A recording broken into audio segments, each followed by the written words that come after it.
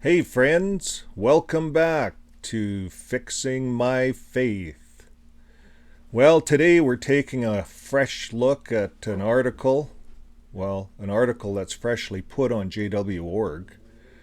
And it says, "What does the Bible say about nuclear war?" As if they're an expert. But anyways, we're going to take a look at this and see why they put this article out. Well, when you look around the world, there's always been talk about nuclear war. Even back in the 80s, it was the Cold War. It was all nuclear war. And this is going all the way back to Second World War, right? Because of the nuclear bombs that were dropped on Japan. So the article does talk about a little bit about that. But this is a classic Watchtower fashion. It uses fear and then it wraps it all up with false comfort. That's what Watchtower does. And we'll break this down. We'll see what it says. We'll see what it leaves out. Why it's dangerous theology. So let's get into this.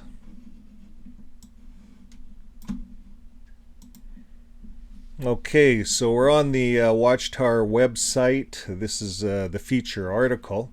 Actually, if you go back to right at the beginning, this is what it looks like when you get onto JW.org today. This is what it looks like. Nuclear war. Will the threat disappear? Learn what the Bible says. And then it shows this picture with all these explosions. This is typical Watchtower.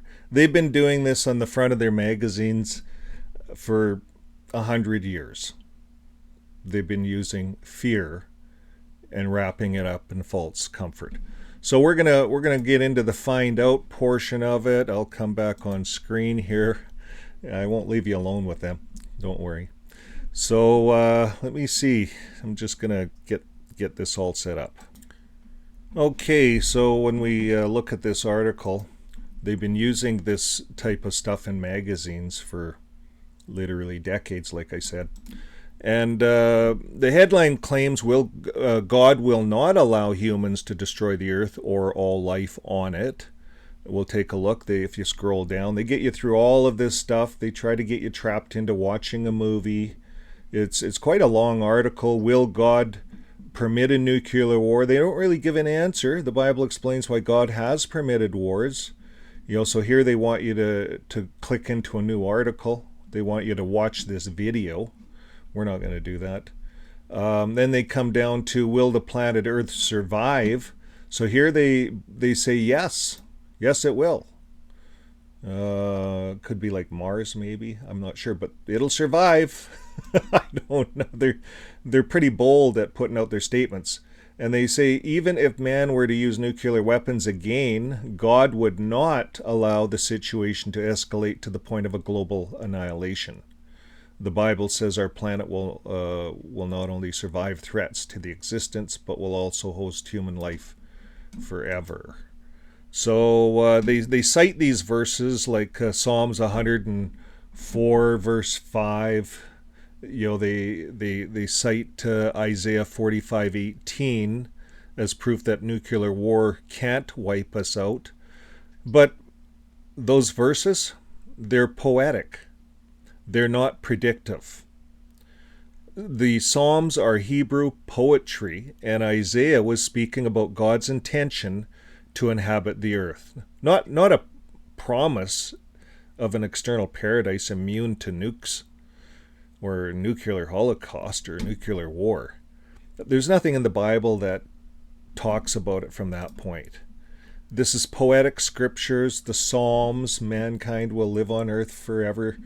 They're basing, Jesus never talked about any of this, folks, but JW.org does, and it's all poetic if we look at it and we do the research.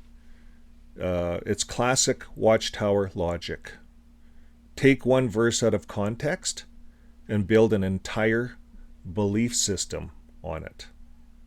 So when we look at this article, when we go back to the beginning, it it begins with legit fear, citing Pew Research showing real public concern about nuclear war. Then it pivots and says, don't worry, Jehovah's kingdom will fix it all.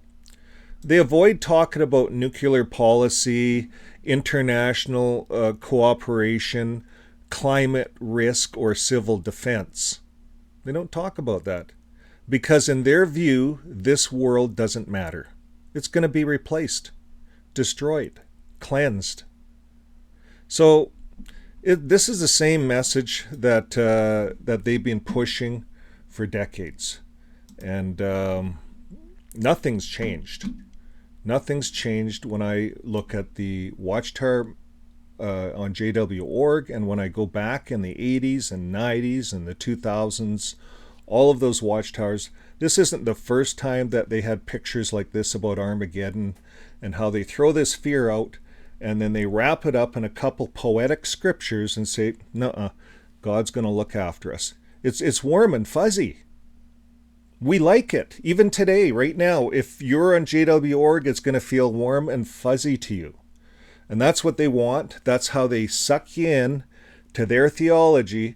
And it's dangerous theology because they've been pushing this for over 100 years. Don't build a future here. Just wait for the new system. You know, they keep saying, God won't let humans destroy the earth. But Watchtower has spent a century telling us that God himself will destroy 99% of humanity at Armageddon. That's what Watchtower has been telling us. What's the difference? You know, 1914, 1925, 1975, year 2000, all of these predictions, and they go back even into the 1800s of Russell's day, but every failed date was attached to the similar idea, same idea. The world's going to end and only Jehovah's Witnesses will be saved. So how is that different from a nuclear wipeout? Either way, 8 billion people are toast, except in their version, it's divine judgment.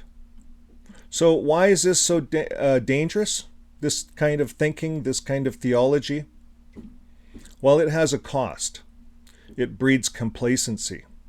And if you believe Jehovah will step in before things get too bad, why bother with activism? Why vote for leaders who fight for peace? Why demand nuclear disarmament? Why even recycle? Why even pursue a higher education? Or why plan for retirement? And don't plant trees. You're wasting your time. Folks, this is not just flawed thinking. This is Watchtower's programming.